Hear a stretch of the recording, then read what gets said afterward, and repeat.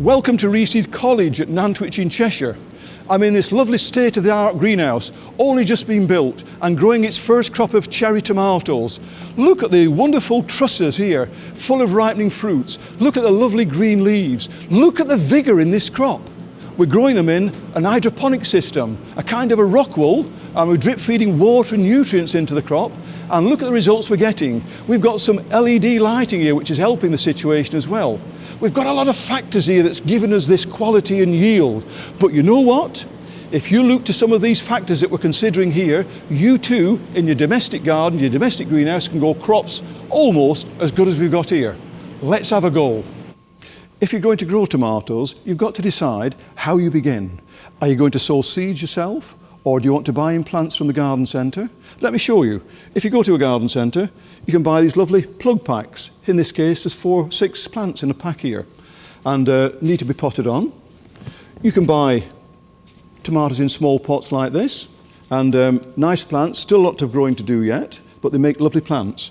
And here we've got young plants going in a larger container. This is becoming a rather lovely plant. Roots beginning to come out the bottom, nice healthy growth, and a lovely plant to be thinking about moving on into another size pot. But let me show you just now how to sow some seeds and the kind of tools and equipment you might need to sow your own seeds. Now, you can sow tomato seeds in half-size seed trays, but I don't think the amateur needs more than about a dozen plants, so you really don't need to have that many plants. You can sow in these small pots. You grow a dozen, 18 plants, and you can select out of there what you want to prick out and grow on. Or, one of my preferences is to sow seeds individually into these plug trays, and then we grow the plants for a number of weeks, let the roots come out the bottom, push them out with a pencil, and then pot them up and grow them on. A nice easy way to grow tomato plants. But let me show you 1 or 2 ways of preparing seed trays and the pots for sowing. The first is using a half-size seed tray. Quite simple. Tumble the compost straight into the container. Take a striker, you can use a ruler for this, and just strike the soil off, quite simply, like that. So you've got a nice kind of flat surface. Take a presser board. We need to compress the compost so it's not too fluffy and loose. Place the presser board, which should fit neatly into the container, and taking your fingers and thumbs straight to the corners of the presser board and simply press down. And when your fingers contact the edge of the container, then you know you've pressed hard enough. Remove it and then just press down the corners slightly and lift the presser off carefully, and then have a look at what you've got. And you should see a nice level surface in there, all the lugs to the same depth, and a nice flat even surface for sowing seeds onto. Now that's quite ready now for sowing seeds. Alternatively, because we don't want to grow too many plants, you can sow your tomato seeds into these small pots. Again, the procedure is quite simple. Tumble some compost into the pot, strike off with a ruler, or in this case it's a metal bar.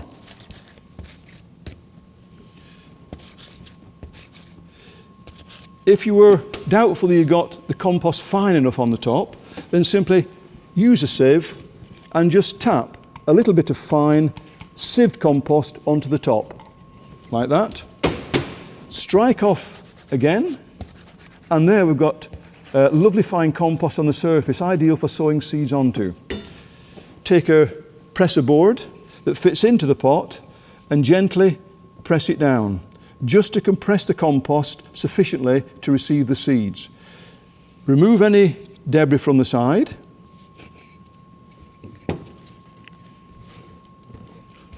So it's that way that we'll probably sow our seeds, but let me show you this other lovely way of sowing seeds. Here we've got a modular tray, lots of little plug holes in, about, I don't know, just a little bit larger than the size of my thumb. Ideal for sowing plants into. Tumble compost into all the modules, like this. Bring it all over, and then with the palm of your hand, the heel of your hand, massage the compost into the plug holes. That is to avoid sinkage when we water the seedlings in. And then nicely strike off. And that container now is ready for sowing tomato seeds into those plug holes. Right, now let me show you sowing seeds into these small containers. I've got some tomato seed here, and basically tap out the tomato seed onto the top of the pot. Let the seed bounce a little bit, keeping them well spaced apart and allowing the seed to come up to the edge of the pot.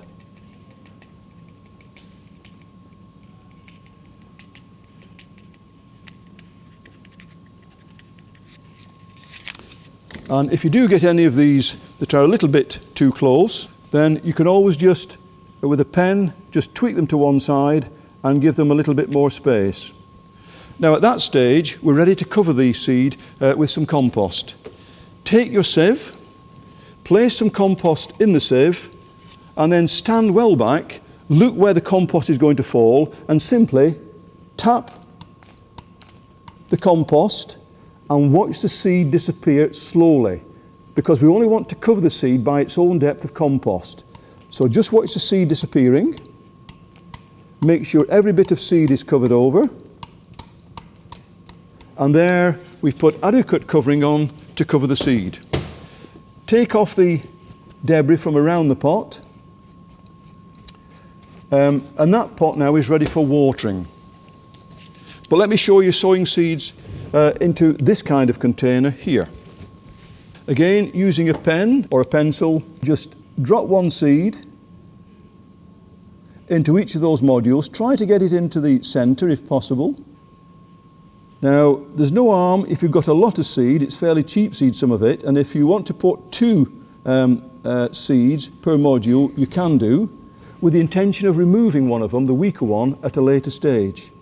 Keep your seed safe, put it back into the container, flick the top over so it doesn't come out, and keep that safe. And then we need to put some compost onto the top of that. So we take our sieve again, put some compost in, and again, wait for the seed to disappear.